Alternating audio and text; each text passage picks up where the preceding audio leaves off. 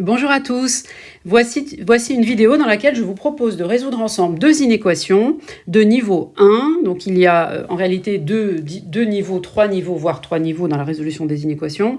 Ici je vous propose le premier niveau de résolution. Je vous propose juste après d'ailleurs une autre vidéo où les inéquations proposées seront d'un niveau un peu plus élevé au niveau technique. Alors, commençons par la première qui apparaît en jaune là tout de suite sur votre écran. La première étape pour résoudre une inéquation, alors je vous rappelle que résoudre une inéquation veut dire qu'on cherche des x pour lesquels l'inégalité qui est écrite là est vraie. Par exemple, si on prend x égale 1, est-ce que l'inégalité proposée est vraie? Alors vous pouvez essayer, vous voyez que pour x égale 1, effectivement, ça marche. Pour x égale 2, ça marche. Et il y a d'autres valeurs pour lesquelles ça ne fonctionne pas. Alors l'idée, c'est pas d'aller chercher au hasard comme ça quelles sont les valeurs pour lesquelles ça fonctionne et les autres pour lesquelles ça ne fonctionne pas. C'est de trouver par une méthode de calcul tous les réels x pour lesquels cette inégalité sera vraie. Alors, la méthode est la suivante. Vous commencez déjà, donc là, qu'est-ce que j'ai fait entre la première ligne et la deuxième? Vous voyez qu'en fait, j'ai juste distribué en fait le moins 4 sur la première parenthèse. Donc ça me fait moins 4x moins 20. Vous voyez bien là ce que j'ai fait. Attendez, j'efface ça. Voilà, donc là j'ai fait moins 4x moins 20. J'ai juste distribué le moins 4. Et donc à la deuxième ligne, j'ai obtenu moins 4x moins 20 inférieur à x plus 2. Étape suivante, je vais faire passer tout ce qui est en x dans le membre de gauche et tout ce qui est constant dans le membre de droite. Et donc, qu'est-ce que j'obtiens? Le x devient moins x quand il passe à gauche, et puis le moins 20 devient plus 20. Parce que quand on change un nombre de membres, il change de signe en même temps. Ensuite, j'ai réduit, c'est-à-dire que moins 4x moins x, ça donne moins 5x. Alors, comment vous faites pour savoir? Vous enlevez les x et vous vous dites combien ça fait moins 4 moins 1.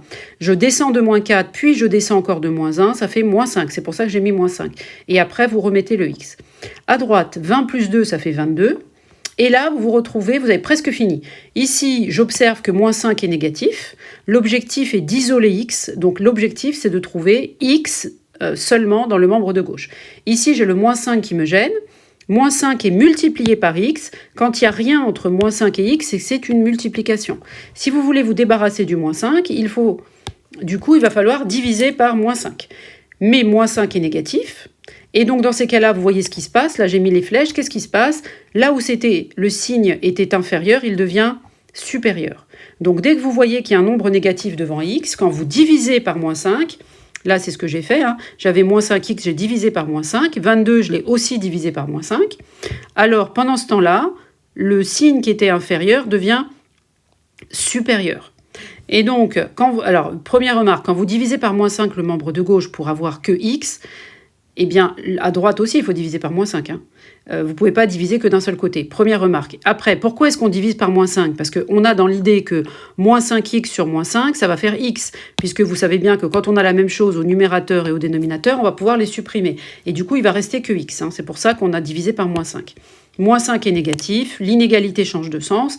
Et je me retrouve finalement avec x supérieur à moins 22 sur 5. Il est là. Donc, je me retrouve avec ça. Donc, c'est exactement ce qu'il me fallait. Maintenant, il va falloir écrire ça sous forme d'intervalle. Alors, soit vous arrivez à le voir, soit vous faites un petit dessin. Regardez, ça, c'est la droite numérique. Sur cette droite numérique, j'ai 0 quelque part. J'ai moins 22 sur 5 quelque part. Et moi, mon x, qui est solution, est supérieur à moins 22 sur 5. C'est-à-dire que c'est un nombre qui est plus grand. C'est un nombre que vous allez croiser en marchant sur la droite des réels, mais que vous allez croiser après moins 22 sur 5, puisqu'il est plus grand. Donc, c'est tous les nombres, en fait, qui sont là. Donc, une fois que vous allez croiser moins 22 sur 5, imaginons que vous vous promenez sur la droite des réels, eh bien, l'intervalle qui vous intéresse, c'est les nombres qui sont plus grands, c'est-à-dire c'est ceux qui sont après. Et donc, vous savez bien que ça se note avec un crochet pour moins 22 sur 5 qui est ouvert. Pourquoi est-ce qu'il est ouvert? Parce que c'est l'inégalité ici, elle est stricte, il n'y a pas égal en bas. Ça veut dire qu'on n'a pas le droit de toucher moins 22 sur 5. D'accord, vous n'avez pas le droit de le toucher. Donc, vous l'excluez de l'intervalle. Et ça, pour le faire, il faut mettre un crochet tourné vers l'extérieur. Et ensuite, vous pouvez avancer indéfiniment à droite. Et vous savez que pour indiquer qu'on avance indéfiniment, on met plus l'infini. Plus l'infini, le crochet est toujours ouvert. Voilà, donc j'ai trouvé les solutions. C'est l'intervalle ouvert, moins 22 cinquièmes, plus l'infini. Voilà pour la première inéquation. Alors, à droite maintenant de votre écran, j'en ai mis une deuxième. Alors, il s'agit de résoudre x plus 1/2 supérieur à 1/4 de x moins 3. Je procède de la même manière. Là, je n'ai pas à distribuer quoi que ce soit. Tout est déjà distribué. Je vais faire le tri. Donc, tout ce qui est en x, je le mets dans le membre de gauche. Et tout ce qui est constant, je le mets dans le membre de droite. Regardez, le 1/2 là, je l'ai fait basculer à droite. Il est devenu moins 1/2. Vous voyez, là, il y avait un plus. Et là, maintenant, il y a un moins. Le 1/4 de x qui est là, il n'y a rien devant comme signe, c'est vrai. Mais vous savez que quand il n'y a rien, c'est que c'est plus. Donc quand je le fais basculer, lui, quand je l'envoie de l'autre côté, il devient moins 1/4 de x. Donc là, je fais le tri. Vous imaginez que vous faites le tri. Vous envoyez à gauche les x et à droite tous les nombres constants. Ensuite, ligne d'après. Alors là, il va falloir calculer tout ça. Vous voyez, qu'est-ce que j'ai fait? Pourquoi j'ai mis 4 sur 4x?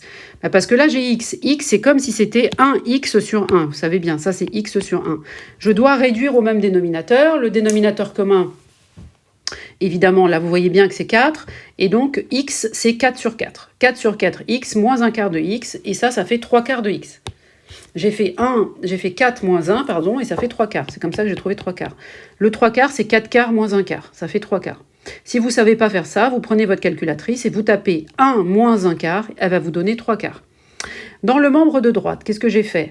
Alors j'avais moins 3, j'ai mis moins 6/2, parce que j'ai dans l'idée de réduire également au même dénominateur. Moins 3, c'est moins 6 sur 2. Moins 6 sur 2, moins 1/2, ça fait moins 7/2. Si vous ne savez toujours pas calculer comme ça, c'est pas très grave pour l'instant. Vous tapez sur votre calculatrice moins 3, moins 1/2, ça va vous donner moins 7/2.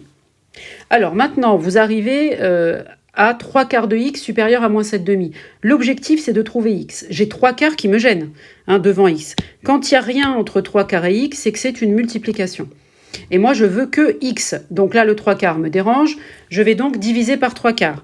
Et dès que vous avez à diviser ou à multiplier une inégalité, il faut vous poser la question du signe. Donc là, à ce moment-là, vous observez que moins 3/4 est positif. C'est ce que vous vous dites dans votre tête, c'est pas la peine de l'écrire. Comme il est positif, qu'est-ce qui va se passer? Eh bien, l'inégalité, elle va rester dans le même sens. C'était supérieur, ça reste supérieur. Là, il ne se passe rien, contrairement à tout à l'heure. Donc là, l'étape d'après, je divise par 3/4, d'accord? C'est bien ce qu'on avait dit. Pourquoi? Parce qu'on a pour objectif, à un moment donné, de faire ça, et donc d'enlever les 3/4, c'est bien pour ça qu'on le fait. Donc, une fois qu'on a divisé par 3/4, n'oubliez pas qu'il faut diviser moins 7/2 aussi par 3/4, parce qu'il faut diviser des deux côtés par la même chose pour ne pas changer les informations contenues dans cette inéquation. Enfin, j'arrive à ce que je veux, j'ai x supérieur à moins 7/2 divisé par 3/4. Là, vous voyez bien que quand on divise par 3/4, ça revient à multiplier par son inverse, c'est pour ça que j'ai fait ça. Et au final, une fois que j'ai fait les calculs, ça me donne moins 14/3. Si vous ne savez pas, pour l'instant, vous n'avez qu'à le faire avec la calculatrice.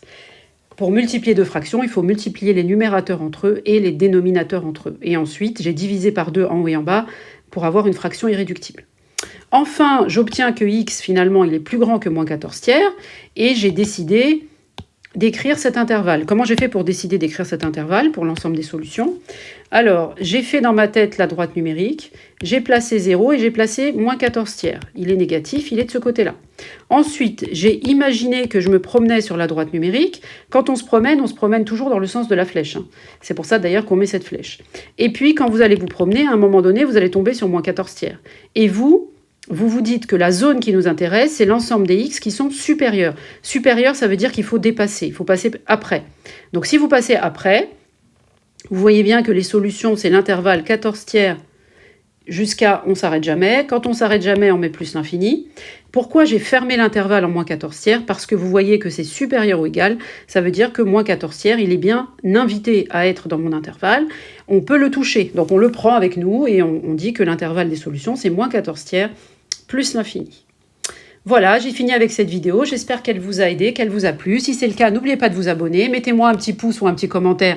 Ça me fait super plaisir. Et je vous dis à très bientôt pour une prochaine vidéo. Au revoir.